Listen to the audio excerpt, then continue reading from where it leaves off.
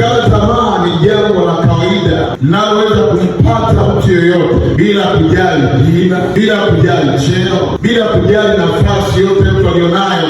Anaweza kukutana na hali ya kukata tamaa. Ili tuwe washindi mahali tulikuwa mwaka jana, lazima hii roho ya kukata tamaa tuishinde kwa jina la Yesu. Na kama kanisa la Bwana tuna nafasi ya kuinua, tuna nafasi ya kujengana, tuna nafasi ya kutiana moyo. Jamani, haleluya, haleluya. Kukata tamaa huja wakati mtu anaona hakuna tumaini. Kukata tamaa huja wakati mtu anaona hakuna tumaini. Kwa hiyo kukata tamaa kunaweza kumpata mtu yoyote kwenye maisha, lakini leo tunaamini kuna neema ya Mungu itashuka kutusaidia tusikate tamaa. Jamani, haleluya, jamani, haleluya. Tunaona hapa kuna mtu anaitwa nabii Elia.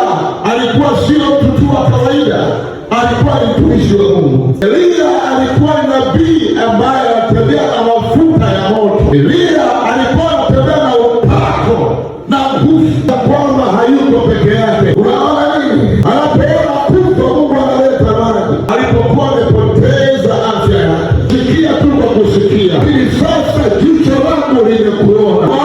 Anaona mkono wa Bwana. Biblia inasema Mungu aliubariki mwisho wa Ayubu, akawa na watoto wazuri kuliko wa kwanza. Nawezaje kushinda hii roho ya kukata tamaa? Nawezaje kushinda hii roho ya kukata tamaa? Jambo la kwanza, kumbuka shuhuda na matendo yake. Kuna mambo ameyafanya kwako. Zaburi ya 77 mstari wake wa 10 na 12, kumbuka matendo yale Mungu amefanya. Lakini Zaburi 105 mstari wa 4, kumbuka shuhuda. Mungu hajakuacha hivi. Mungu hajakuacha peke yako. Haukuwa hivyo ili Mungu amekuponya. Haukuwa hivyo ili Mungu amekutoa kwenye hatari. Haukuwa hivyo Mungu amekutoa kwenye ajali. Kukumbuka kwamba Mungu alifanya. Na kama Mungu alifanya, kwa huyo alifanya, huyo alitendewa, na mimi atanitendea. Jamani, haleluya. Huyo alimponya, na mimi ataniponya. Jambo la pili, ishibishe nafsi yako kwa neno la Mungu. Ishibishe nafsi yako kwa neno la Mungu. Ndani yako utajaa nguvu.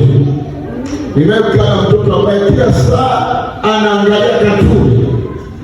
Wakati uko peke yake anacheka kama katuni, naona kuingia kama katuni. Ameshiba nini? Katuni. Nafsi yako ishibishe na neno la Mungu. Amina. Nafsi yako ikijaa habari mbaya, moyo wako utainama, moyo wako utachoka.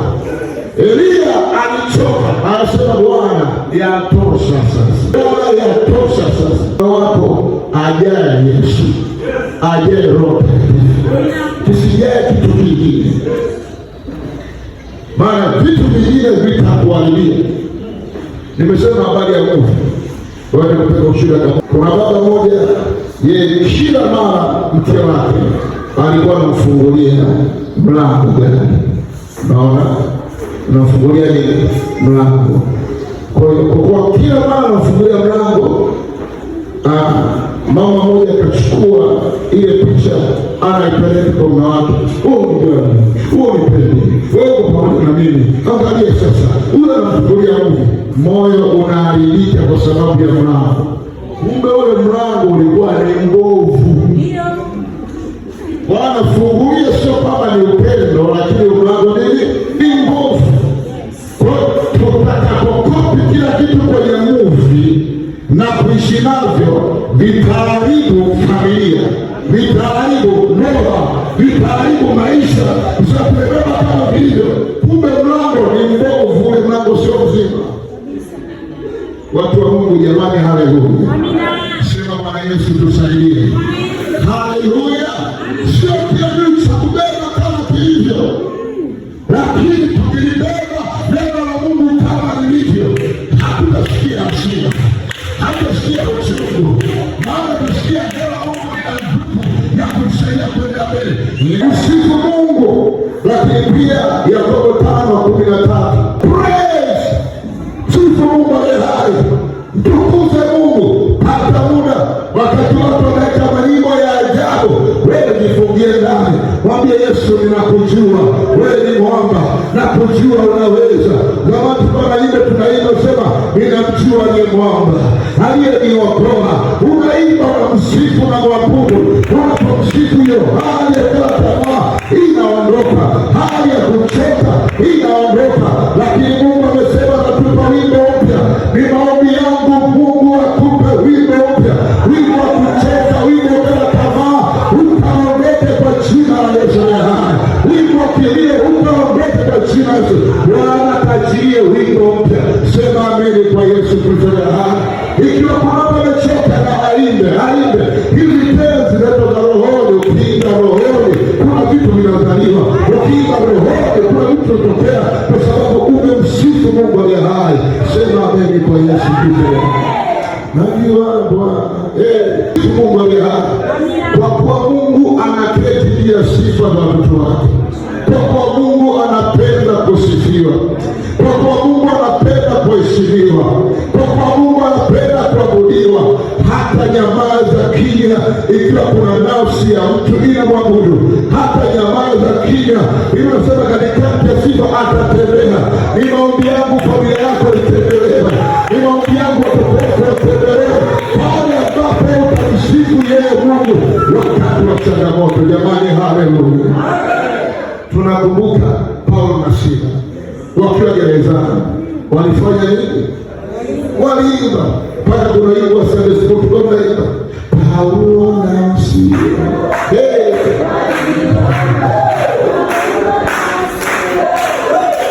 Haleluya. Mlango wa gereza ikafunguka. Imba, praise. Mungu anataka tumsifu. Badala ya kulalamika tunainua mikono yetu. Tunasema unastahili. Tunasema wewe ni Bwana. Tunasema wewe ni mwaminifu. Na Mungu ataziona sifa na atatembea katikati yetu. Tuseme ameni kwa Yesu Kristo. Haleluya. Lakini jambo la nne, omba katika roho. Pray in spirit. Omba katika roho. Yuda 1:20. Omba katika roho. Ikiwa na roho ya kukata tamaa imekujaa ndani yako, omba katika roho. Pray in spirit. Lakini Warumi 8:26 anasema kadhalika ninyi hamjikuomba kwa sababu, lakini Roho mwenyewe hutusaidia. Tamaa ikabaki na Roho Mtakatifu. Roho Mtakatifu kwa kuwa imani yako imejengeka katika Bwana, akishuka ile Roho ikaondoke kwa jina la Yesu, na furaha ya Bwana itajaa ndani yako. Haleluya, haleluya. Bwana Yesu asifiwe sana. Mwambie jirani yako omba katika roho. Mwambie hakuna kukata tamaa. Omba katika roho. Jamani, haleluya. Tunapoomba katika roho tunaongea na Baba. Katika roho, maneno yako ya Kiswahili ni ya kibinafsi, lakini ukiingia ukajaa Roho Mtakatifu, utasema kuambia ombea mwanao, utasema kuambia ombea mchungaji, utasema kuambia ombea ile mama pale, utasema kuambia ombea hii, kwa sababu hautaomba kibinafsi, hautaomba kichoyo, lakini ukijaa Roho Mtakatifu utaomba katika mapenzi ya Mungu aliye hai.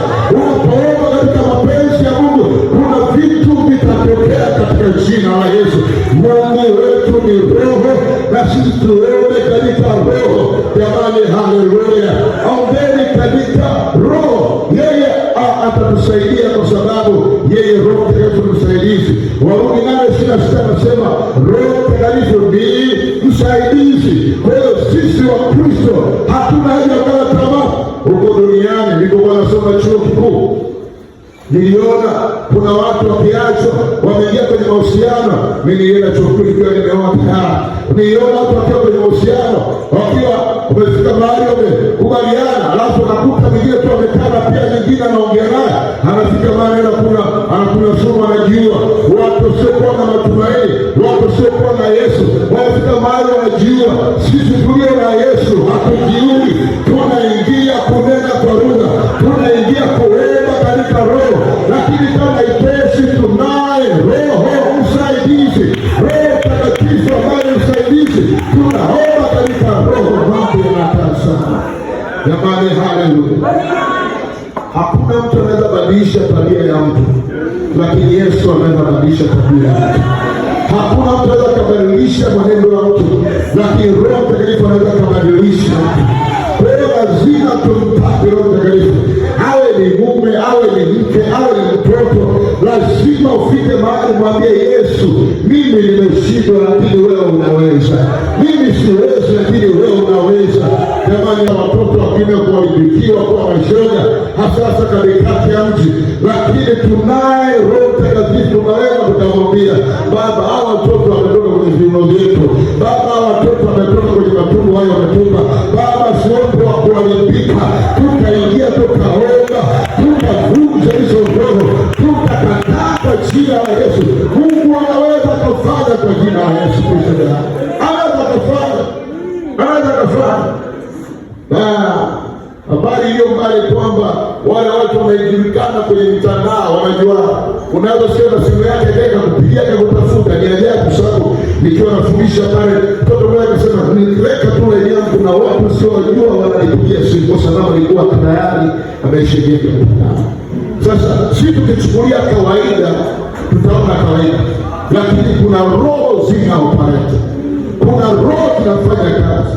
Kwa hiyo lazima Roho wa Mungu awe mwingi sana ndani yetu. Lazima Mungu awe mwingi sana ndani yetu. Yaani tusifanye kama tunapapasa urokole. Tusifanye kama tunapapasa maombi. Hapana. Kama ni maombi yanapigwa maombi kweli. Unafikiri maombi ya Ana kosa mtoto alikuwa maombi mepesi? Maombi ya Ana ambayo anasema ni maana penya alikuwa mepesi. Maombi anaomba mpaka sauti na kata Ana. Anapiga maombi mpaka mtoto anakuja kupiga sauti. Haikuwa rahisi. Ni maombi kweli. Kama nimekuokoka unaokoka kweli, unaomba kweli, utaona mkono wa Mungu ya haya. Jamani, haleluya. Mwambie jirani yako, omba katika roho. Mwambie tena, omba katika roho. Mwambie hapa duniani kuna maroho machafu yanafanya kazi. Wewe jaa roho wa Mungu. Wewe jaa neema ya Mungu. Vijana wenzangu, jaeni neema ya Bwana. Geuza nia, anayetugeuza mitazamo ni Roho Mtakatifu, sio shule. Sio shule itabadilisha mtazamo, itabadilisha mwenendo wako, hapana. Lakini Roho Mtakatifu atabadilisha nia, atabadilisha maisha yetu tunapoomba katika yeye. Natufanya sijua kwa nini nimekaa sana hapo wakati wa sasa, lakini Roho Mtakatifu anakuonea wivu sana. Kama Mungu anasema anakuonea wivu sana, kuonea shauku sana. Jamani, haleluya. Kama tamaa ni hali tu ambayo inaweza kutokea, sio mwisho. Kuna njia Mungu anaweza kufanya tena. Hata kama unaona mambo yameharibika, Mungu anaweza kufanya tena. Kama tamaa sio hatima, sio mwisho. Mungu anaweza kufanya tena. Lakini pia Mungu hajakuchoka. Hata kama wewe umejichoka, Mungu hajakuchoka. Mungu hajakatia tamaa. Hata kama kuna watu wanakatia tamaa, Mungu hajakatia tamaa. Bado kuna kusudi la Mungu mbele yako. Bado mpango wa Mungu ni mwema kwako. Hata kama hujaona sasa, Mungu atafanya kwa jina la Yesu. Wanapenda mama wajawazito pia wanatembea. Wanatembea kabisa.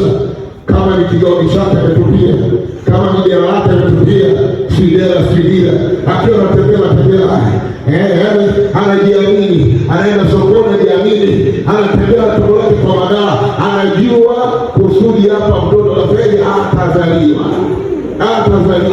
anaenda mwezi wa kwanza anatembea, watu wanamwangalia, anajua amebeba mtoto, anajua hicho, anatembea kwa madawa, wala haogopi.